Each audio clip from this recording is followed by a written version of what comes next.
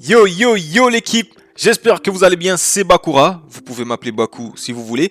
Nouvelle vidéo sur FIFA 22, les gars, aujourd'hui on part pour un nouveau squad builder sur la chaîne. Et comme vous l'avez vu dans le titre, je vais vous présenter la meilleure équipe à 1,8 million, en tout cas l'une des variantes. Je pense que c'est une équipe vraiment compétitive pour jouer en FUT Champ contre vos amis ou en Division Rivals Elite les gars.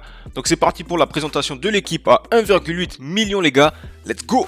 C'est parti l'équipe pour la présentation de la team à 1,8 million de crédits. J'espère que la vidéo elle va vous plaire. On va tout d'abord commencer avec le gardien. D'habitude il y a toujours mon boy Areola, mais cette fois-ci on va changer les gars. On va mettre Hugo Lloris, 87 de général, le gardien de Tottenham. On va pas s'attarder dessus, voilà, on sait que les gardiens c'est assez aléatoire. Donc que ce soit Lloris ou je sais pas qui à 72 de général, ils peuvent sortir des parades à tout moment. Devant lui, on va mettre le meilleur défenseur central du jeu. Et je veux bien sûr parler de Maestro Kimpembe. Les gars, pourquoi acheter Maldini ou je sais pas qui, qu'on peut avoir Kimpembe 83 de général qui fait très bien le taf pour nous. Voilà, le meilleur défenseur central du jeu. Il nique tout le monde, que ce soit Pelé, Eusebio ou je sais pas qui. Il est toujours présent, Kimpembe. À droite, pour lui donner le lien vert, on va mettre son frérot français les gars. Et je parle de Jonathan Klaus. Voilà, Jonathan Klaus, très bon latéral droit. Si vous avez sa carte Headliner, c'est encore mieux. Mais pour que ce soit accessible à tout le monde, j'ai décidé de mettre sa carte Boost, qui est tout de même très bonne. Donc voilà, il est souvent dans mes squad builders. Pour ceux qui n'auraient pas suivi les vidéos précédentes, je vais revenir rapidement sur les statistiques les plus importantes selon moi. C'est son 99 d'endurance. Voilà, il va jamais être fatigué, il va pouvoir monter, descendre en attaque et en défense. Il sera au rendez-vous. 92 d'agilité, pour se retourner en attaque avec lui, c'est très bon. Et ses statistiques en vitesse qui sont pas mal. Avec un petit style ombre, je pense que ça peut être encore meilleur. Là, on va passer à la partie gauche de notre défense.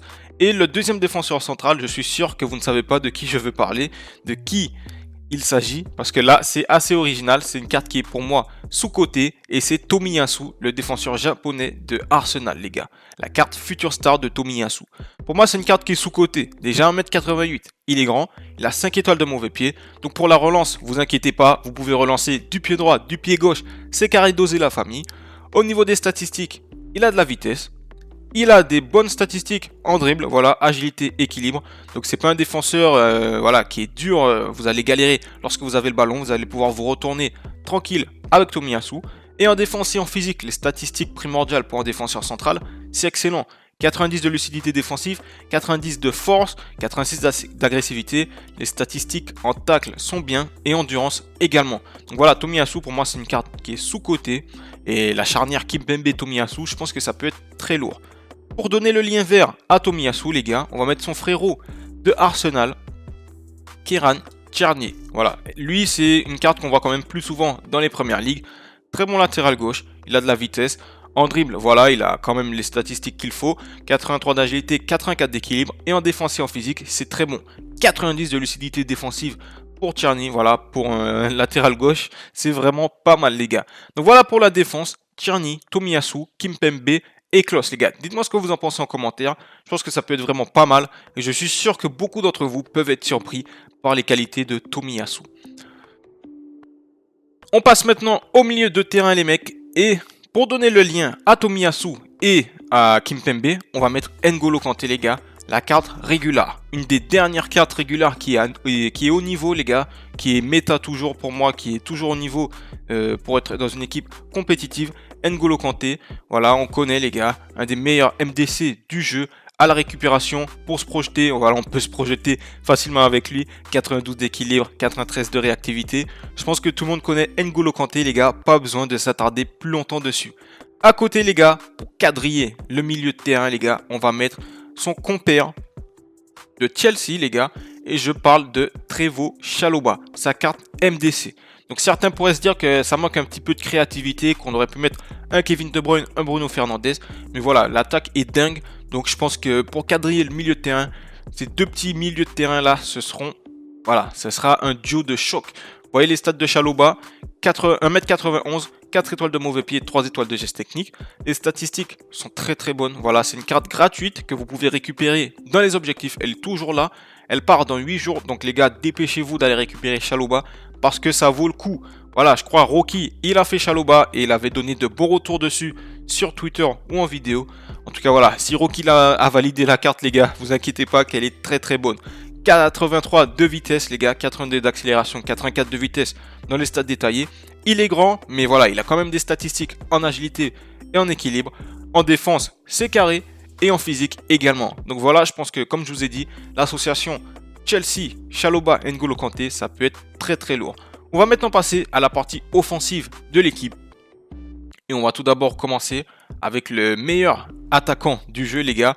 Je parle bien sûr de Kylian Mbappé, la terreur, celui qui terrorise toutes les défenses chaque week-end. Donc pour ceux qui se poseraient la question, il est buteur, mais je le mets au poste de MC pour avoir le collectif. Avec les changements de poste, vous allez pouvoir le mettre MC dans votre équipe et il aura donc le collectif au max, les gars. Donc Mbappé, voilà, pas besoin de présenter, 5 étoiles de geste technique, 4 étoiles de mauvais pied.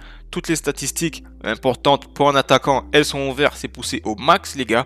Donc Mbappé, très intéressant dans une équipe à 1,8 million de crédit de l'avoir. Voilà, avoir un des meilleurs, joueurs du jeu, pardon. C'est une chance de pouvoir performer davantage en FUT Champ et en division Rivals. Pour le côté gauche, les gars, on va continuer sur le PSG. On va mettre son frérot Neymar Junior, les gars. Donc association Neymar Mbappé, voilà, c'est du caviar. C'est du caviar pour une équipe à 1,8 million de crédit. Heureusement pour ceux qui n'avaient pas les moyens, Neymar, son prix a beaucoup chuté suite à l'arrivée de sa carte flashback. Si vous avez le flashback, vous pouvez le mettre. Mais Neymar régulier, je privilégie sa carte régulière car il a les 5 étoiles de mauvais pied. Et pour moi, ça fait toute la différence parce que je le joue en buteur ou en MOC. Donc les 5 étoiles de mauvais pied, ça m'aide beaucoup devant les cages. Mais l'association Neymar-Mbappé, c'est du caviar, c'est de l'or. Je pense que ces deux joueurs, vous les connaissez, pas besoin de s'attarder davantage dessus. Neymar double 5, agile, dribbleur, on connaît.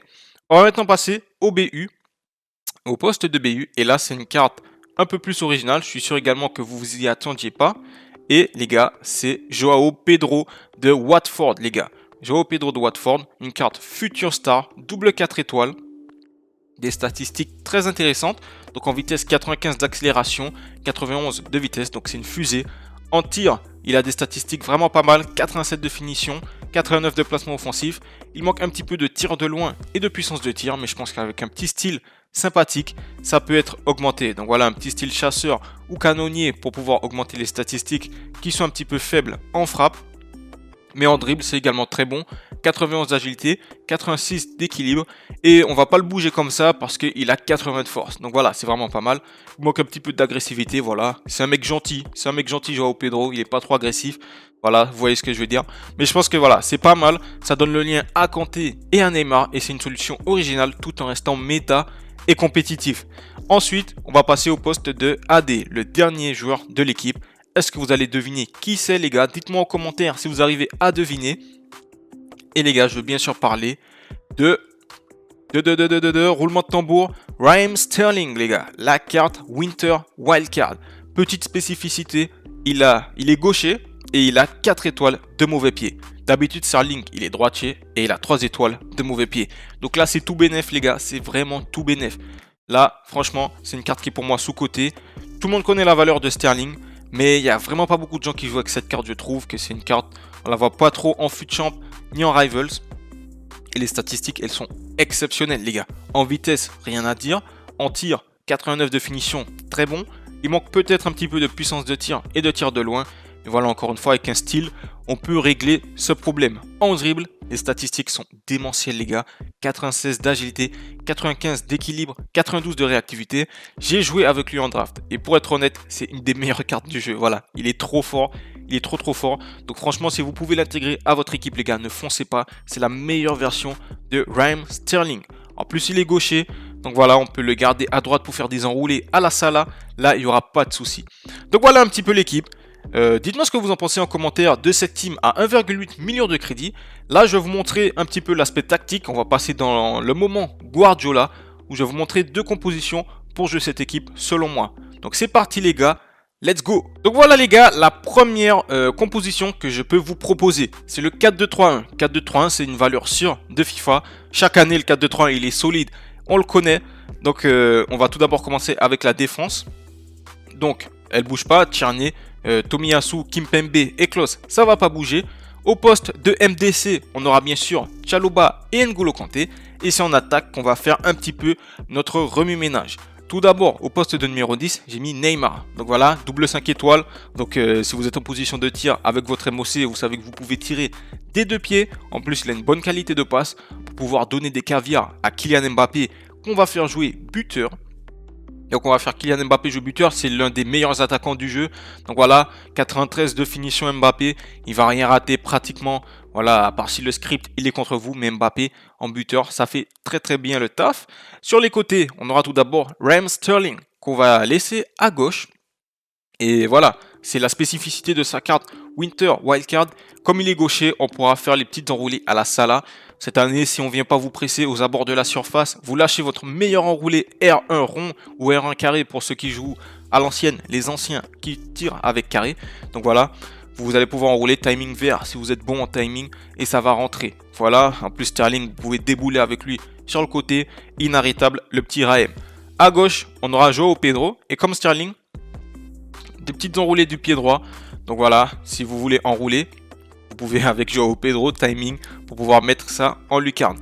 Mais sinon, voilà, pour moi, j'ai préféré mettre Pedro sur le côté parce que Mbappé, le mettre sur le côté pour moi, vu les forces en présence de l'équipe, ce serait gâcher son talent. C'est le meilleur joueur de la team et il faut qu'il guide l'équipe vers la voie du but. Droit au but, Kylian Mbappé au poste de buteur. Donc voilà pour la première composition, les gars, la première tactique, c'est le 4-2-3-1.